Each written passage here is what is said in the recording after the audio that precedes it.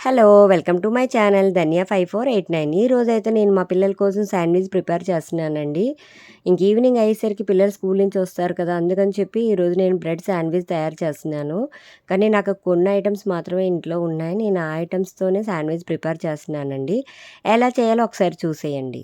గిన్నెలో cabbage, carrot, కీరా, tomato and chilli flakes, pepper, mayonnaise వేసి కలిపి పక్కన పెట్టేసుకున్నానండి. అలాగే మనం బ్రెడ్ స్లైసెస్ తీసుకొని దాని మీద టమాటా కెచప్ అప్లై చేసి మనం ఎప్పుడైతే తయారు చేసుకొని పక్కన ఉంచుకున్నామో అది కూడా దాని మీద వేసేసి ఫుల్‌గా చీజ్ వేయాలండి. చీజ్ వేసుకొని చీజ్ మీద బ్రెడ్ పెట్టేస్తే రెడీ అయిపోతాయి శాండ్విచ్. పక్కన పెట్టేసుకొని ఒక పాన్ తీసుకొని పాన్ మీద బటర్ వేసి బటర్ బాగా హీట్ అయ్యాక మనం తయారు చేసుకున్న శాండ్విచ్ దాని మీద పెట్టి ఒక నిమిషం అలా ఉంచి తర్వాత తిప్పండి. అంతే, రెడీ ఫర్ శాండ్విచ్. చాలా బావుంటది.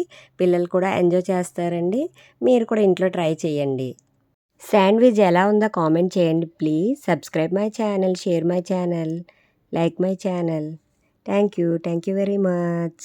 ఇప్పుడైతే మా పాప, మా బాబు శాండ్విచ్ చూసి చాలా ఎంజాయ్ చేశారండి.